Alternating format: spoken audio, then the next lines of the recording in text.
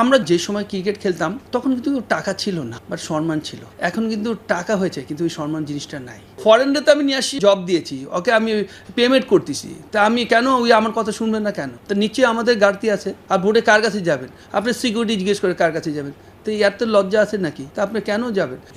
আপনি খুব ভালো একটা প্রশ্ন করেছেন।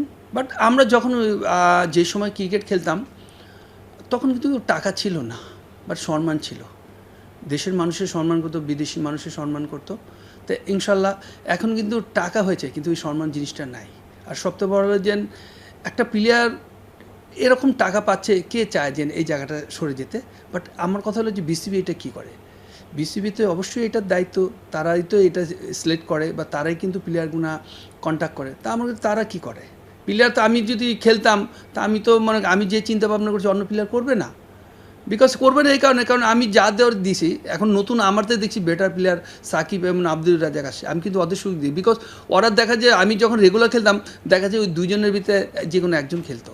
তো সুতরাং আমি চিন্তা করছি যে আমি সরে গেলে ওরা দুজন যদি খেলে দেখা যায় বাংলাদেশে অনেক এগিয়ে দিবে। তো হচ্ছিল কিন্তু, তা আলহামদুলিল্লাহ। কিন্তু এখন তো যেই সময়টা কেউ সরবে না, আপনি যতই বয়স হোক আপনি সরবেন না। বাট তাহলে এখানে তো বিসিবির একটা দায়িত্ব আছে। আপনি কি মনে করেন সাকিব আল হাসান এখন কি উচিত?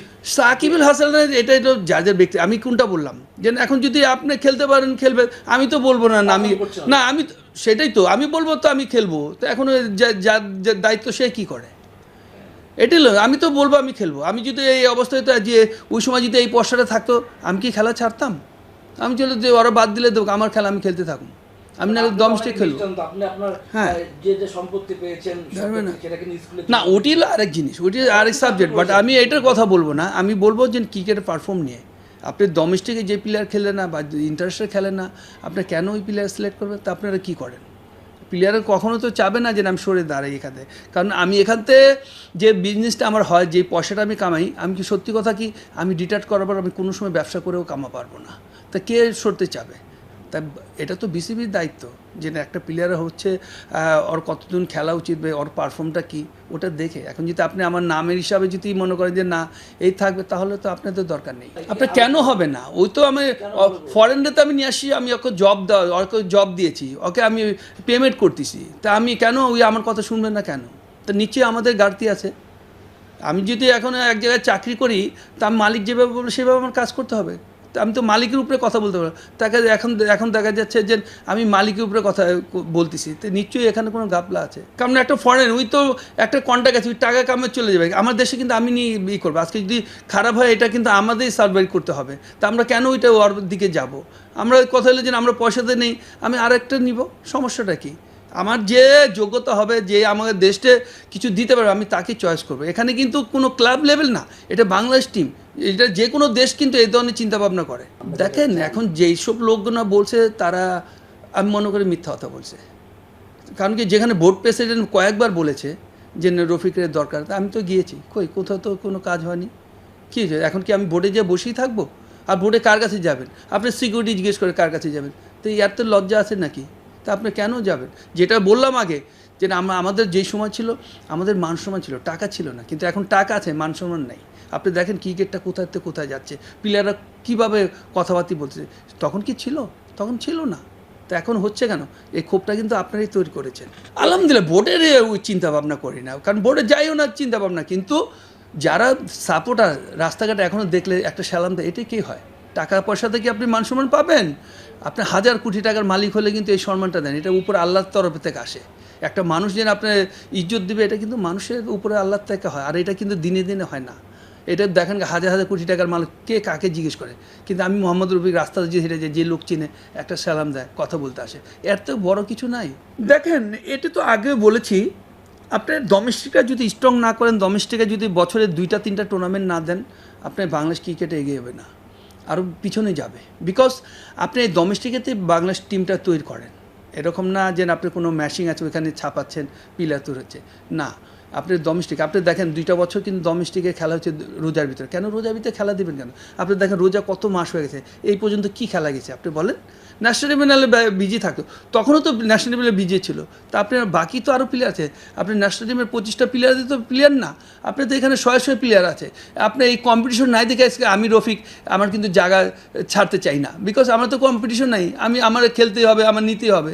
তো এই সময়টা বাংলাদেশে হয়ে গেছে, যখন আমার পিছনে যেটা আমি বললাম যে আমার পিছনে দেখছি আব্দুর রাজ্জাক আছে, সাকিবুল হাসান আছে, তা আমি সরে গেলাম। তো এখন তো এদের ভিতরে কেউ কম্পিটিশন নাই, তো সাধারণত কেউ তো ওই সুযোগে সদ্ব্যবহার করছে। ও ভাই এইটাই হলো যার ব্যক্তিগত ব্যাপার। এখন বোর্ডের সাথে ওদের সাথে কী সমস্যা কী এটা তো আমরা জানি না, এটা আপনার মাধ্যমে আমরা অনেক সময়, কারণ বোর্ডে আমি যাইও না, বোর্ডের সাথে কারোর সাথে আমার কথা হয় না, এটা আপনারা ভালোভাবে বুঝবেন, কারণ আপনারা সাংবাদিক করেন, আপনারা জানেন। কিন্তু মুশকিল হলো কেন সরে যায়, নিশ্চয়ই এখানে কোনো কিন্তু আছে। একটা প্লেয়ার বুক ফুলায় আপনি রিটায়ার করবে, তো কেন লুকায় রিটায়ার করতেছে, তো নিশ্চয়ই তো এখানে কোনো কথা আছে। এটা হতে পারে যে ভবিষ্যৎ যেসব প্লেয়ারগুলো লুকায় রিটায়ার করতে, এটা কথা পাবেন ভবিষ্যতে, এখানে কিন্তু দাঁড়ায় আছে, তো অটোমেটিক কিন্তু হবে পরে। আমি সবথেকে বলবো যে কোনো প্ল্যানিং নাই। আপনি 20 খেলতে গেলেন, আপনি ডোমেস্টিকে কেন 50 ওভার খেলা দিবেন? আপনি ওই ডোমেস্টিকটাই আপনি 20-20 আরম্ভ করবেন, যেটা বাংলাদেশ টিমের প্লেয়ার প্রত্যেকটা টিমের ক্লাবে খেলে এখান থেকে আর পারফর্ম করে ওখানে যে আপনি ফিনিশিং করবে। আপনি প্র্যাকটিস আর ম্যাচ কিন্তু এক হলো না, প্র্যাকটিস আপনি রিল্যাক্স থাকে। যখন আপনি ম্যাচ খেলেন এখানে কিন্তু একটা টেনশন তৈরি হয়, যেটা আপনার ম্যাচের ভিতরে কীভাবে জিতবো বা কীভাবে পারফর্ম করবো, ওই জিনিসটা কিন্তু হচ্ছে না। বাট আপনি এই প্ল্যানিংয়ের ভিতরে আমি মনে করি যে ভুল আছে, প্ল্যানিংয়ের ভিতরে গাপলা আছে। দেখেন এটা নিশ্চয়ই দেখা যাচ্ছে ওদের যখন কথাবার্তা ওরা নিজে তো ওই জায়গাটা দেখে পুরো টেবিলটাই ফাঁকা। আমরা যাই বলছি এটা ভুল ধারণা, বাট আমি মনে যখন বিবেক বলতে তো আছে, যখন দেখা যায় বিবেকে বাধা, তখন তো দেখা যাচ্ছে যে কিছুই নাই এখানে, আমরা বেকার। তা আমার কথা হলো যে বেকার লোক দরকার নেই, আপনি কাজের লোক নেন, যেটা দেশে ক্রিকেটে এগিয়ে যাবে, দেশে প্লেয়ার কীভাবে তৈরি হবে, এইসব লোক দরকার। আপনি দেখেন আমি যদি 5 বছর থাকি, আমার যা দেওয়ার কিন্তু 5 বছরে আমি শেষ করে দিই, আমি 10 বছর 15 বছর থেকে আমার কী পাবেন?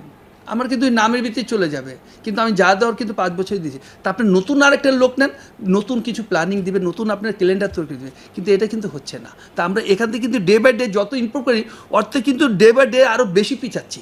আমরা একদিন যদি এগিয়ে যাই, আমরা 10 দিন কিন্তু পিছাচ্ছি। তা আমরা কিন্তু এখন পিছনের দিকে যাচ্ছি। আমরা 10 দিনে আপনার পারফর্ম করে দেখা যায় 100 দিনে আমরা কিন্তু পিছিয়ে গেলাম। তো সুতরাং আমরা কিন্তু এই পর্যায়ে চলে গেছি। না আপনি জিতছেন, আপনি দেখেন আপনি আইসিসি কোনো টুর্নামেন্ট জিতছেন, আপনি এশিয়ান কাপ জিতছেন, তাহলে আপনি কী জিতছেন? নিজের বাড়িতে টুর্নামেন্ট ছেড়ে আপনি জিতে এটি মনে করেন অনেক বড় না। আপনি আইসিসি আপনার খেলা দিয়েছে, আইসিসির নামে খেলা চলছে, যেটা সারা দুনিয়া দেখে, ওখান থেকে একটা ট্রফি জিতেন, তাহলে বুঝতে পারবেন যে হ্যাঁ, যদি আমরা আইসিসি ট্রফি জিতেছি, তাহলে কি আপনি দেখেন এশিয়ান কাপ আমরা জিতেছি, সারা দুনিয়া আপনার একটা আতঙ্ক হয়েছে। বাংলাদেশে হ্যাঁ, বাংলাদেশ চিনে এখন সারা দুনিয়ায়, আগে কে বাংলাদেশকে চিনতো এটা বলেন? তাহলে আমার কথা ওই জিনিসগুলো আগে চিন্তা করেন, আগে ফিল করতে হবে যে বাংলাদেশ কী, আগে ফিল করতে হবে, পতাকাটা ফিল করতে হবে। তা আমি মনে করি এদের কোনো ফিনিশ বলতে কিছু নাই ভিতরে, এদের শুধু টাকা আর টাকা। দেখেন সাকিবই, তা এখন সাকিব দেখেন ওর ভালো দিক দিয়ে আছে, আপনার খারাপ দিক দিয়ে আছে। এখন সেটা জবটা কে দেবে? এটা জবটা তো বিসিবি দেবে, এটা আমি এখন পাবলিক, আমরা তো জবটা দিব না। কারণ কি ওকে দেশের হিসাবে দেশের পতাকা দিয়ে ওর হাতে পাঠায়, এই ধরনের কথা বলবে কেন? তো এটা তো জবটা তো আপনার বলা উচিত, তা আপনার নেওয়া উচিত। আমি বলতে পারি, পাবলিক তো মাঠের ভিতরে গালি দেয়, আবার তো জিতলে তো আবার মাথা উঠে নাচে, কেন? পাবলিক কিন্তু এই ধরনের। এখন কিন্তু বাংলাদেশের পাবলিকরে আপনি 9-6 কথা বুঝাতে পারবেন। এখন তো বাংলাদেশের ক্রিকেটে বহুত ভালো বুঝে পাবলিক, আমাদের বাংলাদেশের দর্শক আলহামদুলিল্লাহ অনেক ভালো বুঝে। আপনি ওয়ার্ল্ডে যতটি প্লেয়ারের নাম আপনি বলতে পারবেন, আপনার বাংলাদেশ টিমের প্লেয়ারের কয়টা প্লেয়ারের নাম বলতে পারবে?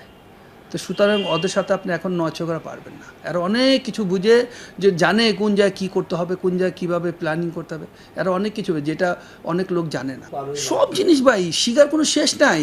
আপনার প্রিপারেশন লাগবে, ওটা তো আমরা দেন। আমরা যে যখন আসলে মনে করো সুইচ অন সুইচ অফ এইরকম মনে করো যে রেডিমেড আমরা তৈরি হচ্ছি, তো রেডিমেড পারবেন না আপনি।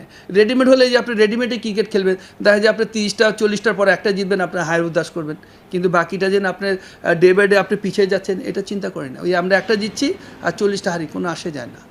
তো এই ধরনের কিন্তু আমরা হচ্ছে, বাট আমাদের যে ডে বাই ডে ইমপ্রুভ করবো, ওই জিনিসটা চিন্তা ভাবনা নাই।